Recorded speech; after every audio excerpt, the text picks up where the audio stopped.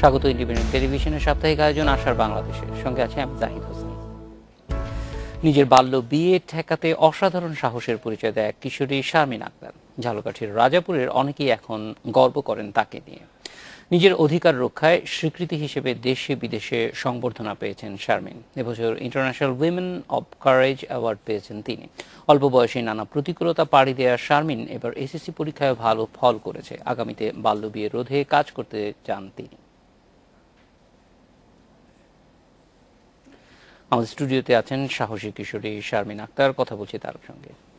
স্বাগত শারমিন। আমরা প্রথমেই জানতে চাই যে এই উইমেন হিসেবে সাহসের পরিচয় দেওয়ার জন্য যেই মাধ্যমটি আপনি বেছে নিয়েছেন, সেক্ষেত্রে আপনাকে যখন বাল্য বিয়ে দেয়া হলো তখন এটা প্রতিরোধ করতে হবে, এই মাথায় এই বিষয়টা আসলো কিভাবে? কারণ অধিকাংশ মেয়েই শেষ পর্যন্ত এটা মেনে নেয়। আসলে কি, আমার উপর যতই অত্যাচার হোক না কেন আমি কখনো ভয় পাই নাই। হয়তো অনেক মেয়েদের উপর অত্যাচার হলে মেয়েরা আত্মহত্যা করে, কিন্তু কেন জানি আমার মনে এই জিনিসটা আসে না যে আমি আত্মহত্যা করব। আমার উপর যতই অত্যাচার হোক না কেন আমি সবসময় মনে মনে ভাবছি যে না, আমার কিছুই হয় নাই, আমার কোনো ক্ষতি হয় নাই, আমি অবশ্যই লোকে দাঁড়াবো, আমি এই প্রতিবাদ করব। এইরকমের আমার নিজের সাহস রেখে আমি আমি এই এই কাজটা থেকে মুক্তি পেয়েছি।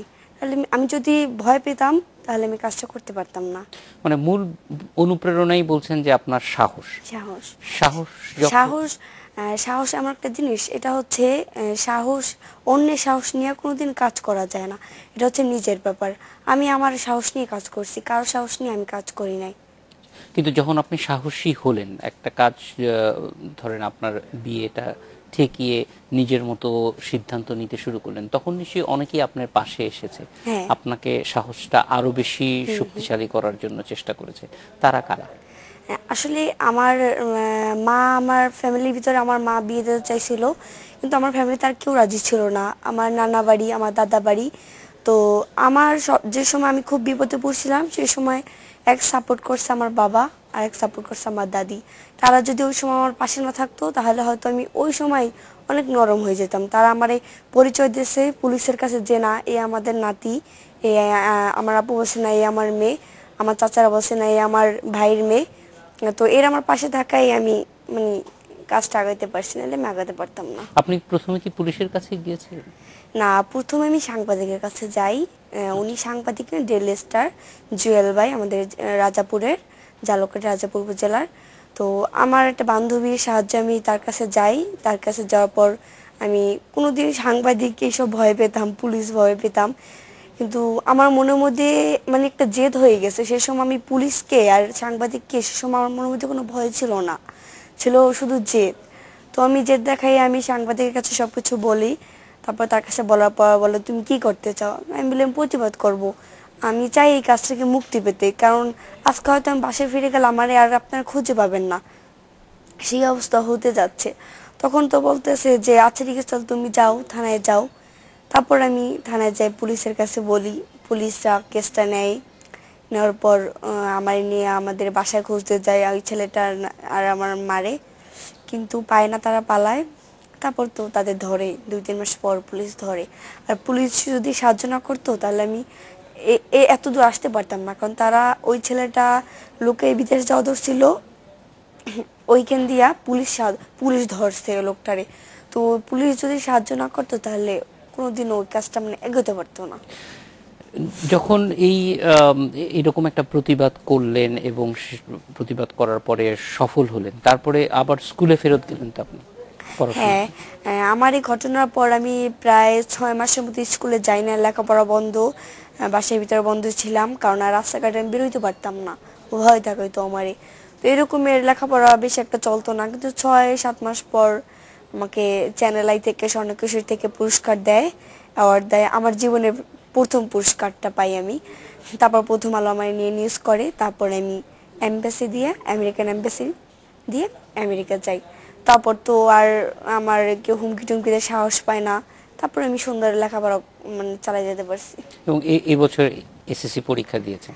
হ্যাঁ, আমি এবার এসএসসি পরীক্ষা দিছি, বাট আমি যদি ওই সময় প্রতিবাদ না করতাম তাহলে হয়তো আমি পরীক্ষা দিতে পারতাম না। কারণ আমার মূল লক্ষ্য ছিল আমি এসএসসি পরীক্ষা দেবো, আমি কলেজে উঠবো, আমি ঢাকা কলেজে পড়বো, আমি লেখাপড়া করব, নিজের পায়ে নিজে দাঁড়াবো।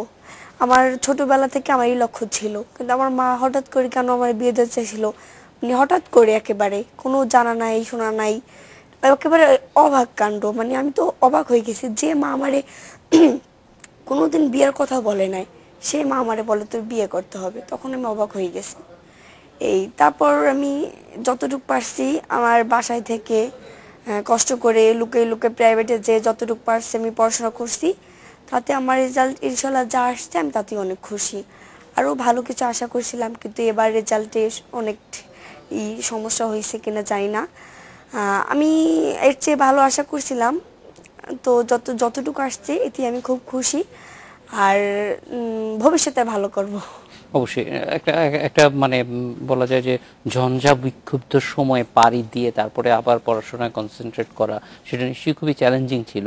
অনেক পুরস্কার পেয়েছেন এই এই সাহসের জন্য, এবং এই পুরস্কারগুলির মধ্যে কোনটাকে বিশেষভাবে আলাদাভাবে স্বীকৃতি মনে করেন?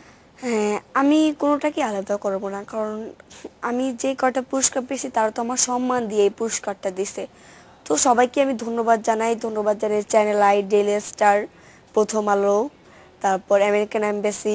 আর আমেরিকান এম্বাসি এমন একটা সম্মান আমাকে দিছে যে এখন হয়তো আমাকে দেখে আর 5টা মেয়ে শিখতে পারবে। ওরা, আর এই অ্যাওয়ার্ডটা শুধু আমার জন্য না, আমার দেশের সব মেয়েদের জন্য। আমি চাই ওরা আমার মতো প্রতিবাদ করুক, ওরা ওই রকমের অ্যাওয়ার্ড পাক। এই তো এই যে সম্মানটা পাইছি, এটা কিন্তু লাখ লাখ টাকা দিয়ে কেনা যেত না। আর আমি ভবিষ্যতে অনেক টাকা কামাই করব, কিন্তু এই সম্মানটা তো কামাই করতে পারবো না। তো এই সম্মানটা যে পাইছি আমি এইটিও খুব খুশি। উইমেন অফ কারেজ অ্যাওয়ার্ডটা যখন আপনাকে দেয়া হলো আমেরিকাতে, সেইটার গল্প বলেন। সেখানে আর কারা ছিল বাংলাদেশ অথবা দেশের বাইরে? পুরো পৃথিবী থেকে আসছে, পুরো বিশ্ব থেকে এক এক প্রান্ত থেকে আসছে। আমরা 12 জন সাহসী নারী ছিলাম। এক একজনের এক এক রকমের সমস্যা ছিল। ধরেন কোন একটা মেয়ে ছিল যে ওরে র্যাপ করতে নিচ্ছিল, বাট ওইখান দিয়ে পালাই আসছে। একটা মেয়েকে এসিড মারা হয়েছে, তারপরে মেয়েটা এখনো কাজ করতেছে। এই এসিড মারছে যাদের, তাদের শাস্তি দেওয়ার জন্য কাজ করতেছে। আরেকজনের স্বামী পাকিস্তানের যে সময় যুদ্ধ হয়েছিল, তখন তার স্বামীকে নিয়ে গেছিল পাকিস্তানরা ধরে। সেই সময় তো তিনি তার স্বামীকে খোঁজার জন্য এই প্রায় 8-9 বছর ধরে যুদ্ধ করতেছে। আরও অনেক পরিবারের লোক ধরে নিয়ে গেছে, তাদের জন্য কাজ করতেছে। এরকমের সবাই সবার নিয়ে কাজ করতেছে, সবাই সবার ব্যাপার নিয়ে। তো না, আমার ব্যাপারটা হচ্ছে আমি তাদের মধ্যে খুবই ছোট একটা মানুষ, মানে ছোট ছিলাম, সবার ছোট ছিলাম। সবাই আমাকে প্রশ্ন করতেছে কেন এগুলো হয়, তোমার বাংলাদেশে, তোমার দেশে কেন ছোটবেলা বলতে কিছু নাই। আমি বলি আমাদের ওখানে ছোটবেলা বলতে কিচ্ছু নাই, কারণ ওখানে ছোটবেলা মেয়েদের ধরে বিয়ে দেওয়া হয়। সেই জন্য আমি বলি ওখানে আমাদের ছোটবেলা বলতে কিচ্ছু নাই। এই তো তাদের সাথে আমার যোগাযোগে খুব ভালো লাগলো, তাদেরটা জানলাম, তাদের ব্যাপারটা আমার ব্যাপারটা জানলো। তারপর তারা বলছে যদি আমরা বাংলাদেশে যাই কোনোদিন তোমার সাথে বাংলাদেশে যাব। এই খুবই ভালো লাগলো। সেখানে সব মিলিয়ে আপনার যে সাহসের গল্পটা, সেটাও নিশ্চয়ই অন্যদেরকে শুনিয়েছেন, যে কিভাবে আপনি প্রতিবাদ করলেন এবং এই প্রতিবাদ করে তারপরে জয়ী হলেন। সেইটা শোনার পরে তারা কি বলল? তারা তো অবাক যে আমি এত ছোট একটা মেয়ে এত বড় একটা কাজ করছি। তো তারা বলছে যে তোমার যদি কোনো সময় সাহায্য লাগে, কোনো কিছু দরকার হয়, আমরা তোমাকে সাহায্য করবো, আমরা তোমার পাশে আছি। তারা বলছে যে শারমিন তুমি বাংলাদেশে বসে একটা কাজ করবা, এটা আমরা আমেরিকা বসে দেখবো যে আমাদের শারমিন একটা কাজ করছে, আমরা গর্ব করব। আমরা চাই সবাই তুমি বাংলাদেশে যেমন কিছু করে দেখাও, তুমি মালালার মতো হও। কেউ একজন বলে যে তুমি প্রধানমন্ত্রী হবা, অনেকেই অনেক রকমের কথা বলছে। তো আমি চাই তাদের কথা রাখতে। সেইগুলি মিলিয়ে নিশ্চয়ই জীবনের একটা নতুন লক্ষ্য, নতুন স্বপ্ন দেখা শুরু হয়েছে। সেই ক্ষেত্রে এগিয়ে যাওয়ার ক্ষেত্রে অবশ্যই শিক্ষা একটা বড় মাধ্যম হতে পারে, এবং সেইটার জন্য প্রস্তুতি কি, পরিকল্পনা কি সামনে? তো এখনো আমি কলেজে অ্যাডমিশন হই নাই, কালকে অ্যাডমিশন হব ক্যামব্রিয়ান কলেজ। তো এই ক্যামব্রিয়ান কলেজ আমাকে চ্যানেল আই স্কলারশিপ নিয়ে ভর্তি করাই দিতেছে। তো কলেজ ওঠার পর চেষ্টা করব খুব ভালো করে লেখাপড়া করতে। আর তার পাশাপাশি যাবো যে আমার জেলায় মেয়েদের নিয়ে কাজ করতে, যে মেয়েরা লেখাপড়া করতে পারে না, হয়তো টাকা পয়সার জন্য মানে করতে পারে না, লেখাপড়া করতে পারে না, বাবা মা বিয়ে দিয়ে দেয়, ওদের পাশে দাঁড়াবো। আর চ্যানেলায় একটা নেটওয়ার্ক আছে স্বর্ণ কিশোরী, আমি ওইখানে কাজ করি। ওইখানে পুরো বাংলাদেশ থেকে 2 কোটি কিশোরী কাজ করে। তারপর ওইখানে এবার উপজেলা জেলা দিয়া মেয়েরা আনে, ছেলেরা আনে। তারপর ওদেরকে অনেক কিছু শেখানো হয় বাল্যবিবাহ নিয়ে, বয়সন্ধিকাল নিয়ে। তো এগুলো নিয়ে আমি এখন বর্তমানে স্বর্ণ কিশোরীর সাথে কাজ করতেছি, চ্যানেলের চেয়ারম্যান ফারজানা ব্রাউনিয়ার সাথে। তো ইনশাল্লাহ আমি মনে করি যে তার হাত ধরে আমি অনেক অনেক দূর পৌঁছতে পারবো। আর তার পাশাপাশি আমি আমার আমার আমার জেলার মেয়েদের নিয়ে আমি কাজ করতে চাই। বিশেষ করে বাল্যবিবাহ প্রতিরোধের জন্য আলাদাভাবে কাজ করা, আলাদা প্ল্যাটফর্ম তৈরি করা, আপনার এই যে অর্জন সেটাকে কাজে লাগানো, সেটার জন্য কোনো বড় পরিকল্পনা ইতিমধ্যেই নিয়েছেন? না, সেটা নিয়ে আমি এখনো ভাবি নাই, কিন্তু আমার একটা ইচ্ছা আছে কি যে আমি সব স্কুলে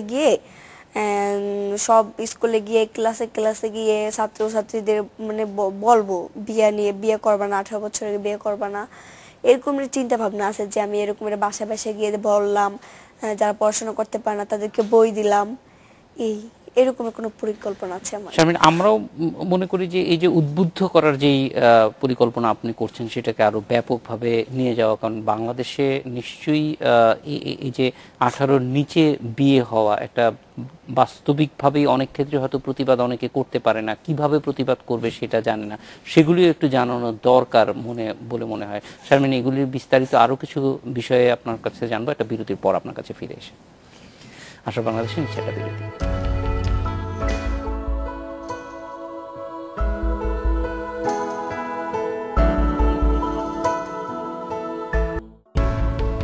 স্বাগত আরেকবার, দেখছেন আশা বাংলাদেশ। আমাদের সঙ্গে আছেন সাহসী কিশোরী শারমিন আক্তার।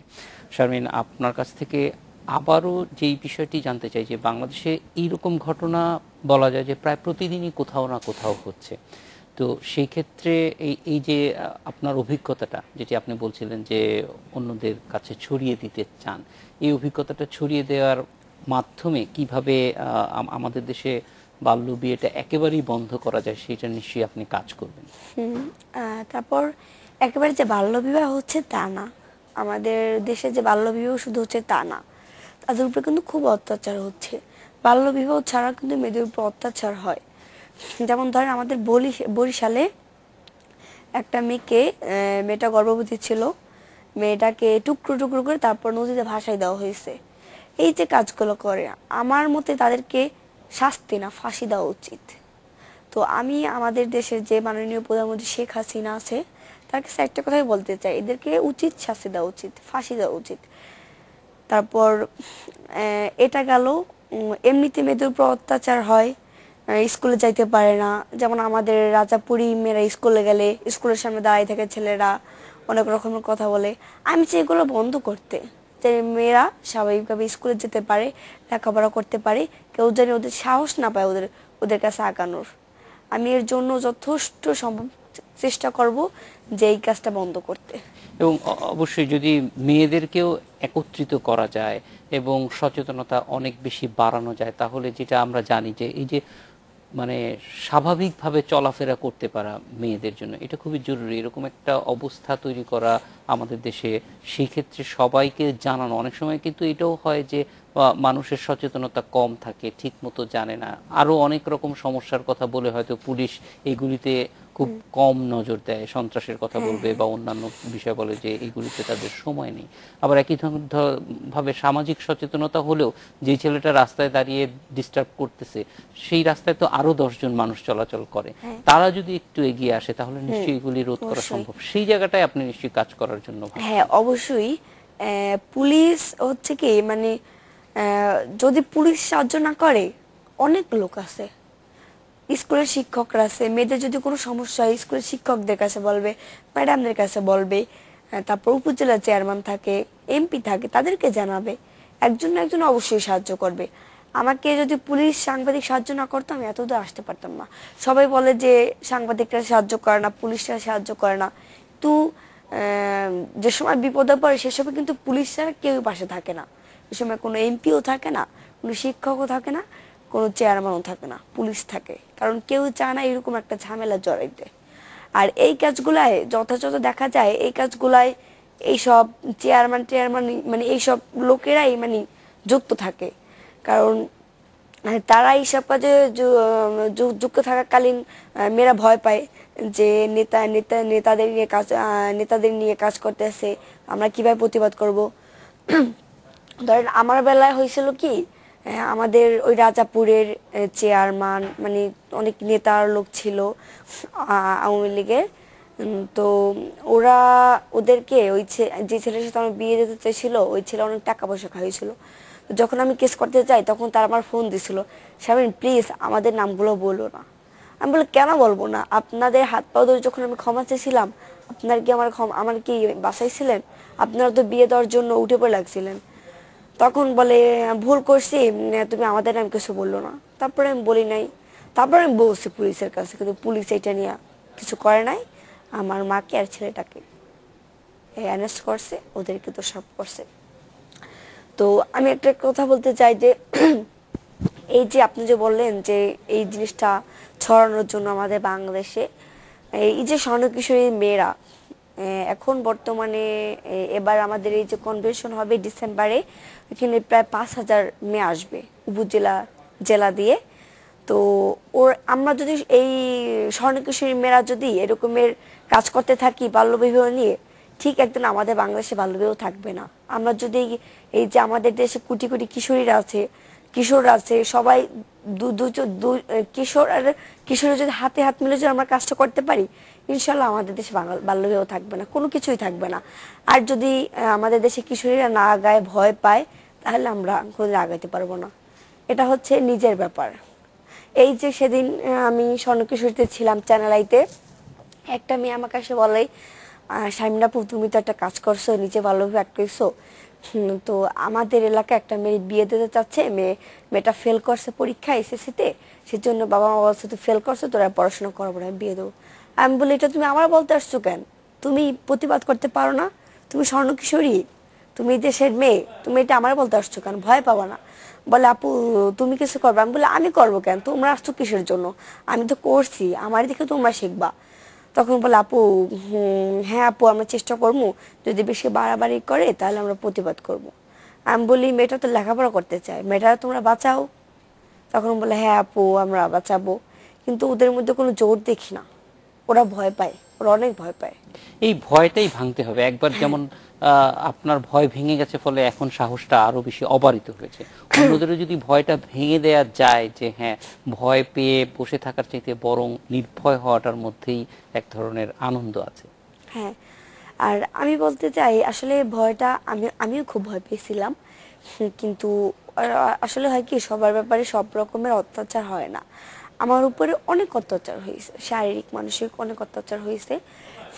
আমি আমি কেন জানি ভয় পাই না, কোনো জিনিসই ভয় পাই না, আমার ভয় লাগে না। এখন সবাই বলতে চাই যদি জীবনে যদি ভয় পাও তাহলে তুমি জীবনে একেবারে হেরিয়ে যাবা, যদি জীবনে ভয় না পাও তাহলে তুমি জীবনে জিততে যাবা।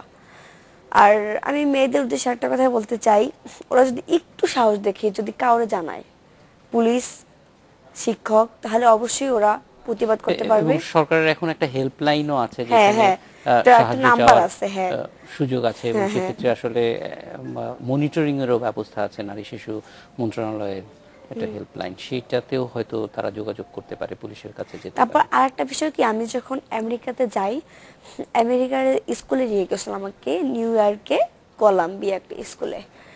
তো ওইখানে বাচ্চারা আমাকে বলে তুমি কি আমাদের সাহায্য করবা যদি আমাদের সাথে এরকম হয়? আমাদের দেশে তো আইন নেই, আমেরিকাতে আইন নাই যে ওদের যদি বাল্যবিবাহ দেওয়া হয় তাহলে সরকার কিছু করবে না, আর যদি ওদের উপর অত্যাচার হয় তাহলে সরকার প্রতিবাদ করবে।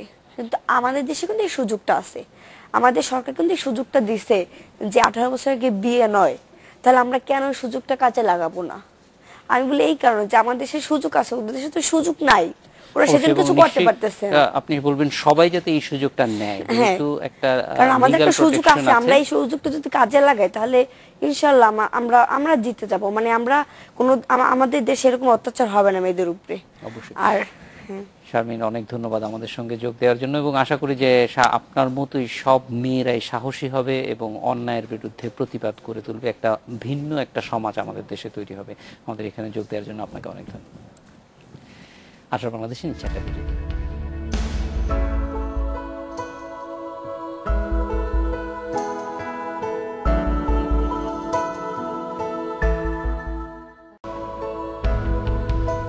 আশার বাংলাদেশে আরেকবার স্বাগত। ছবি আঁকা, নাট্য প্রদর্শনী সহ সংস্কৃতি চর্চার জন্য রাজধানীতে বেশ কয়েকটি ভেন্যু তৈরির কাজ শুরু করেছে ঢাকা উত্তর সিটি কর্পোরেশন। শিল্পকলা একাডেমিতে শিল্পীর চোখে সবুজ ঢাকা শীর্ষক এক ছবি আঁকার অনুষ্ঠানে একথা জানিয়েছেন ডিএনসিসির মেয়র আনিসুল হক। আগামী 6 মাসের মধ্যে এই ভেন্যুগুলো তৈরি হবে বলেও জানিয়েছেন তিনি। কংক্রিটের শহরে সবুজে সমারোহ, রংতুলির আঁচড়ে শিল্পীরা এমন স্বপ্নের রাজধানীর রূপ আঁকছেন ছোট্ট এই পরিসরে।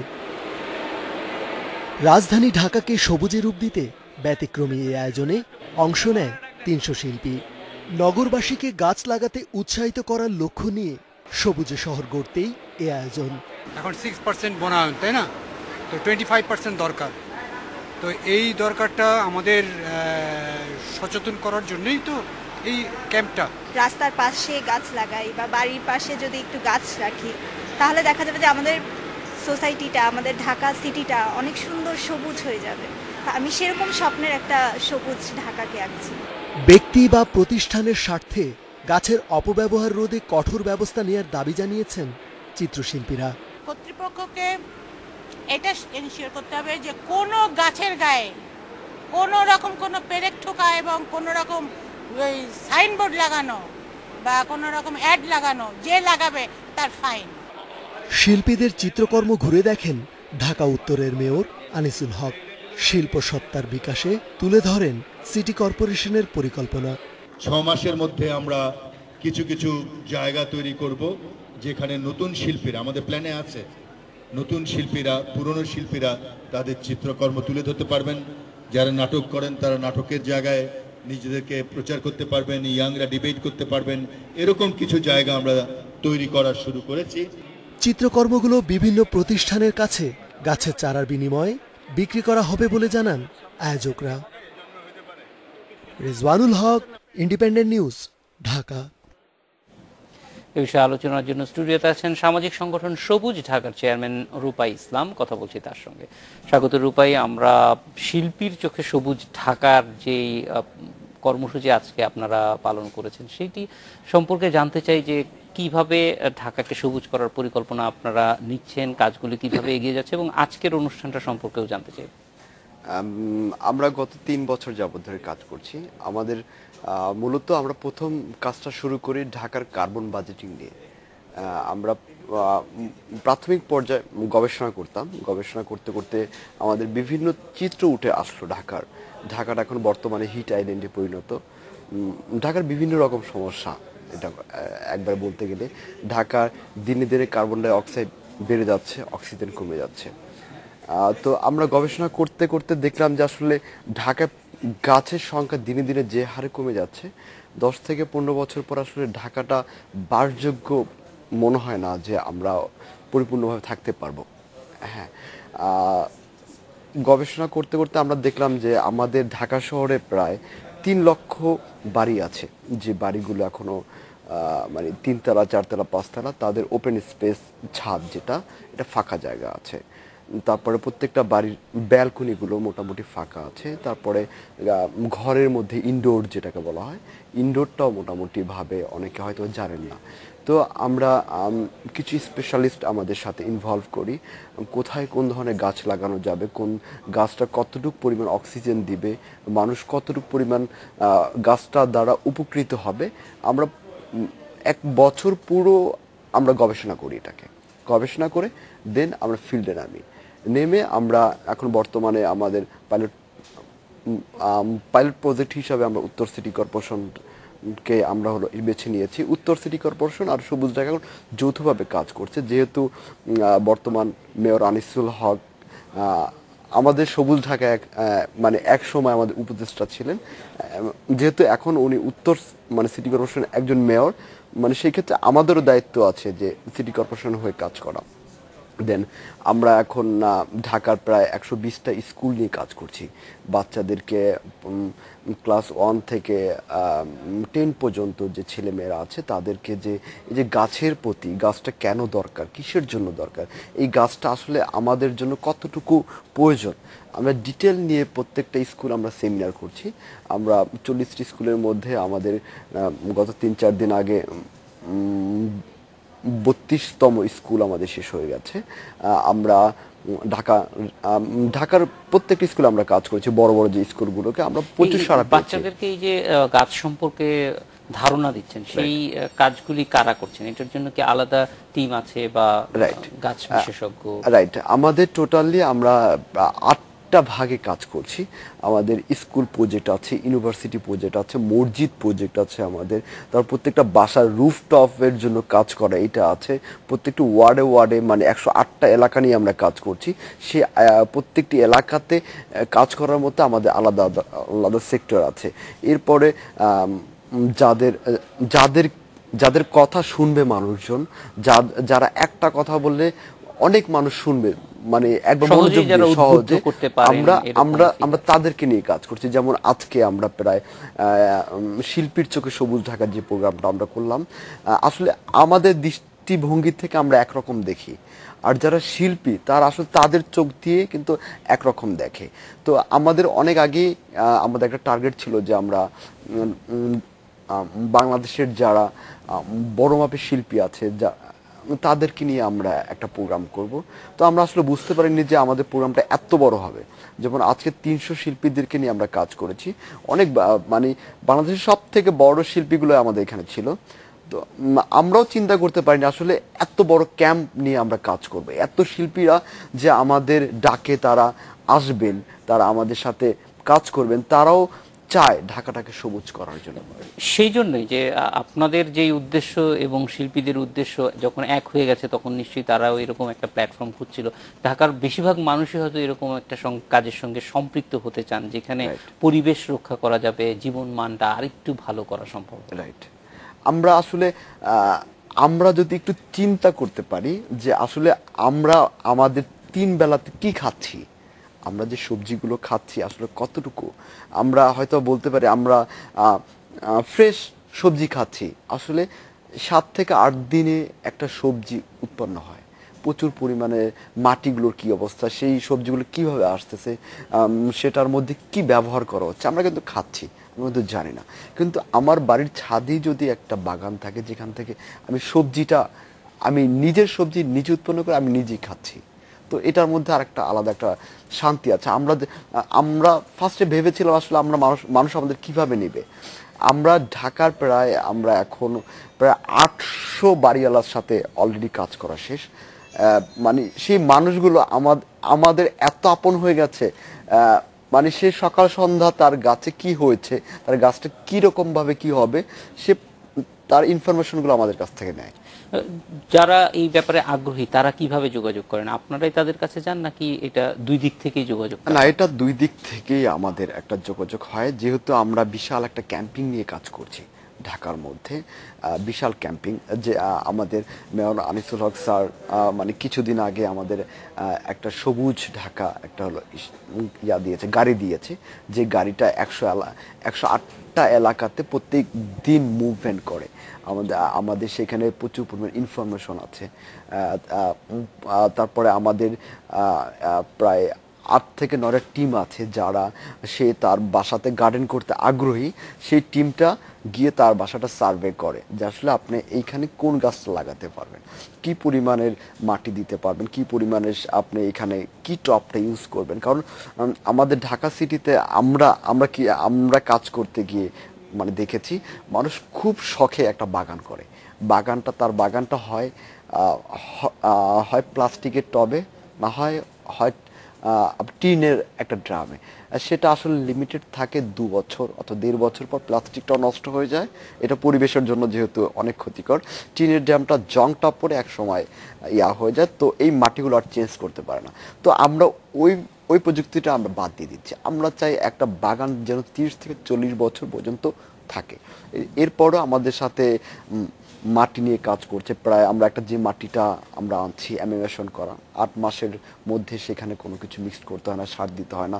আমরা যে সারটা আমরা যেটা আমাদের স্পেশালিস্টদের কাছ থেকে নিয়ে আমরা বিস্তারিতভাবে খুবই আগ্রহ উদ্দীপক পুরো বিষয়গুলি আরেকটু বিস্তারিত জানবো একটা বিরতির পর ফিরে এসে আপনার কাছে আবার আসছে। আশা বাংলাদেশে নিচ্ছে আরেকটা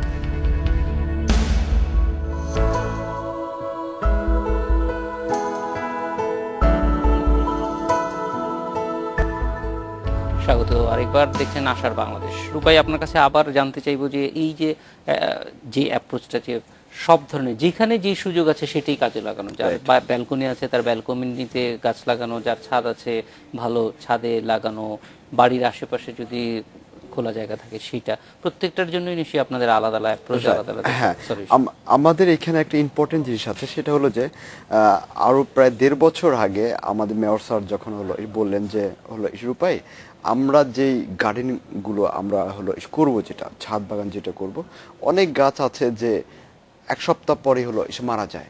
তারপর বাড়িওয়ালা এক সময় বিতৃষ্ণা হয়ে বলে যে না, আমি 5টা গাছ লাগিয়েছিলাম, মরে যায়। এটার সলিউশন কি? তখন আমরা প্রায় পুরো বাংলাদেশ থেকে প্রায় 44 জন ভ্যান্ডরকে আমরা নিয়োগ দেই, যে একটা বাড়িওয়ালা যখন আমাদের সাথে এগ্রিমেন্ট করবে আমরা ছাদ বাগানটা করব, তাদের সাথে আমরা 3 থেকে 5 বছর একটা এগ্রিমেন্ট হয়। তার বাসাতে যদি আমরা 10টা ফলের বাগান গাছ দেই, সেখান থেকে যদি একটা গাছও মারা যায় সেই গাছটা রিপ্লেক্স করে দিতে হবে। 1 সিজন পরে যদি তার ফলটা না ধরে, সেই ফল গাছ তার বাসায় লাগিয়ে দিয়ে আসতে হবে। হ্যাঁ, আমাদের একটা এগ্রিমেন্ট থাকে। এরপরে আবার প্রত্যেক মাসে একবার করে আমাদের সার্ভে ওই বাসাটা ওই গাছগুলো ভিজিট করে। তো এইভাবে করে আমরা আসলে একটা স্থায়ী একটা কিছু করতে পারবো। এখন আমি আজকে করলাম, আমার খুব শখ লাগলো, আমি সব কিছু করলাম, বাট 1 বছর পরে সেটা ড্যামেজ হয়ে গেল। ছাদ থেকে এবারকার নামানোর জন্য আরো লোকজন ভাড়া করে সব রাস্তার মধ্যে ডাম্পিং করে, এরপরকার সিটি কর্পোরেশনের গাড়ি এসে ময়লা স্তূপ হিসাবে নিয়ে যায়। এটা আমরা চাই না। রূপাই, এই ট্রেডিশনাল নলেজ বলতে একটা যে কথা আছে, সেই জিনিসটা আমরা শহরের মানুষ কৃষির ক্ষেত্রে অনেকেই হারিয়ে ফেলেছি। দেখা যায় যে এই জিনিসগুলি তো ট্রেডিশনটা বংশ পরম্পরায় নলেজ স্থানান্তর হয় বা সেই জিনিসটা নাই, ফলে এইখানে একটা বড় সহযোগিতার প্রয়োজন হয়। ঢাকা শহরে যারা নতুন করে কাজ করে, ট্রাবল শুটিং এর ক্ষেত্রে আপনারা কি ধরনের সহায়তা করেন মানুষ? আমরা অনেক দিন আগে আমরা কিছু প্রায় 700 মানুষদেরকে নিয়ে সেক্টর ভাগ করে আমরা ওয়ার্কশপ করেছিলাম, যে আসলে আপনার গাছটা কিভাবে লাগাবেন, কিভাবে কি করবেন টোটাল। তারপরে আমরা যেটা করছি, আমরা খুব শীঘ্রই আরম্ভ করব। যেই বাসার মালি আছে সেই মালিগুলোকে নিয়ে আমরা ওয়ার্কশপ করছি, যে আসলে গাছগুলোকে কি করবেন, কতটুকু পানি দিবেন, কতটুকু মাটি দিবেন, কখন আপনি গাছটাকে কাটবেন, হ্যাঁ কি করবেন, টোটালটাকে সলিউশন নিয়ে আমরা এখন একটু করে আগাচ্ছি। তো এখন মোটামুটি আমরা একটা ভালো একটা জায়গায় পৌঁছে গেছি, যেটা এখন আমরা হিউজ ভলিউম নিয়ে কাজ করছি। এক্ষেত্রে একটা নতুন কর্মসংস্থানেরও সুযোগ হবে। বাংলাদেশে দেখেছি যে গত 10 বছরে যেরকম মনে করেন সিকিউরিটি গার্ড একটা নতুন কর্মসংস্থানের সুযোগ তৈরি করে দিয়েছে আমাদের ইনসিকিউরিটি সেন্স বাড়ার কারণে। আবার এখন যদি বাগান করার একটা প্রবণতা তৈরি হয়, সেখানে আপনি যেটা বলছেন মালি, বেশিরভাগ বাসায় হয়তো মালি নেই, কিন্তু 2টা 3টা 5টা বাসা একটা কমান্ড এরিয়ার মধ্যে একজন কাজ করতে পারে, সেইভাবেও নিশ্চয়ই সুযোগ তৈরি হবে। আসলে এখানে আমার এই গত 3 বছর কাজের এক্সপিরিয়েন্স থেকে বলি যে এখানে আসলে বিশাল একটা সেক্টর আছে, শুধু মালি না, মালি তো আছেই, একটা বড় একটা হবে, কর্মসংস্থান হবে। এটা ওয়ার্ল্ডের বিভিন্ন দেশে আছে, আমাদের দেশেও এখন আগাচ্ছে, আর কিছুদিন পরে স্টার্ট হয়ে যাবে। ফ্রেশ ফুড নামের একটা আছে, আপনার তাজা সবজি, যেটা আসলে কোনো কেমিক্যাল দেওয়া নেই, আপনার কোনো রাসায়নিক কোনো কিছু একবার কিছু দেওয়া নেই, যেটা ভার্মি কম্পোস্ট ন্যাচারালি ভাবে সেই ফলটা জাস্ট এই প্রায় আমরা হয়তো বা 100 জন আমরা নিয়োগ দেব, প্রত্যেকটা বাসা থেকে কালেক্ট করবে সবজিগুলো, যে তার কতটুকু আছে, সে এই কালেক্ট করে সে আবার এগুলোকে ভ্যানে তার সিকিউরিটি হিসাবে এগুলোকে সেল করবে। এর পাশাপাশি আমাদেরকে অনেকগুলো বড় বড় কোম্পানি যারা আছে তারাও আমাদেরকে অনেকবার অফার দিয়েছে, যে আমাদেরকে কিছু মেডিসিনাল কিছু জিনিস আমাদেরকে বাহির দেশ থেকে এগুলোকে কিনে আনতে হয়, অথবা ঢাকার অনেক বাহির থেকে এগুলো কিনে আনতে হয়। আমরা এটা ট্রান্সপোর্ট খরচ, অনেক কিছু খরচ, এটা আমরা আমরা অত ভালো করতে পারি না। তো ঢাকা শহরে যদি 1 লক্ষ বাড়িতে এই মেডিসিন হলো প্ল্যান্টগুলো যদি লাগানো হয়, তাদেরই কিছু লোক থাকবে ছাদ থেকে এগুলো পরিমাপ হিসাবে হলো কিনে নেবে। এইখানেও কিন্তু বড় একটা মূল নেটওয়ার্কিং এর জায়গাটা আপনারা কাজ করবেন, Right. আর বাকি সবাই কাজ করবে।